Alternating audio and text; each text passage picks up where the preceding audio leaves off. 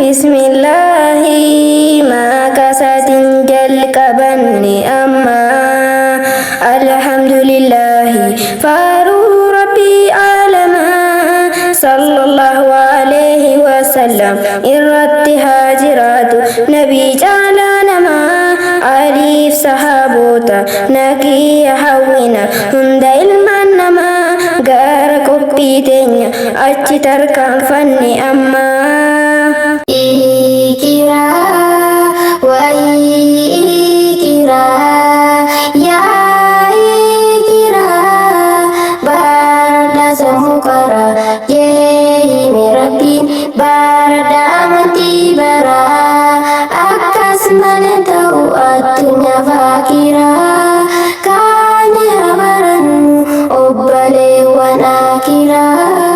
Ya kalam khalika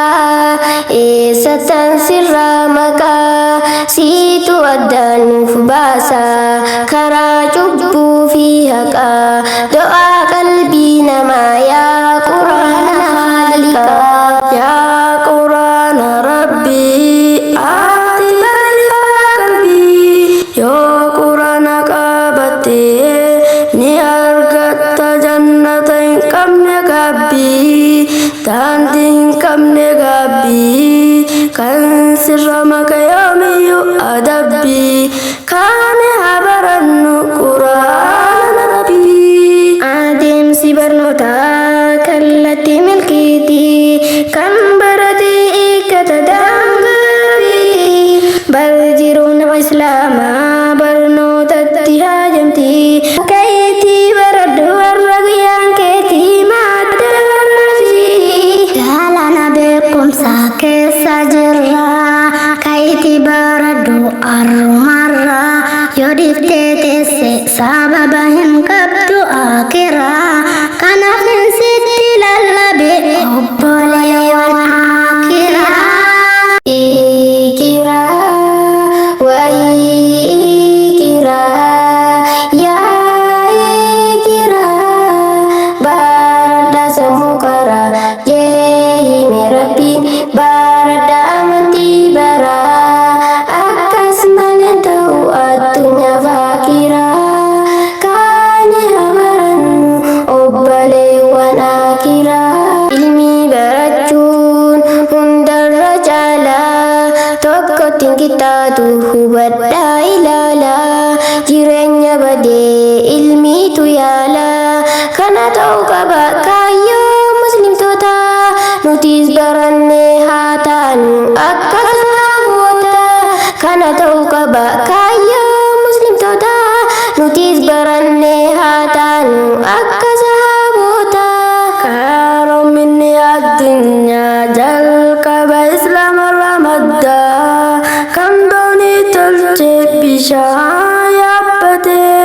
jalqaba nabii noohi ogeessa addaa seenaa teenya daaganne maaliif teenya baranne hagalmeessinu seenaa addaa baranne hagalmeessinu seenaa addaa humni guddaan yoomiyyuu hin tabne kan filannoo biraas hin qabne barnootuma daandiin jireenya kan utubaan saafne jabne waa'ee namni barnoota hin qabne akkamuu kabaala hin qabne wallaala gonfachuun doofummaa hiriyaa qabne kaane haa barannu oofumaaf jenne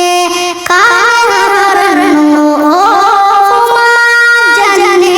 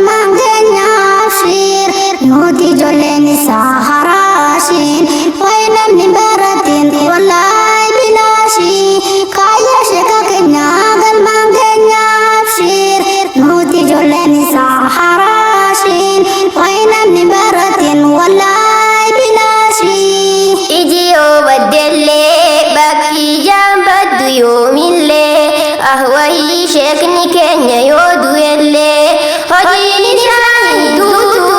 ilmi dabarsiise addunyaa.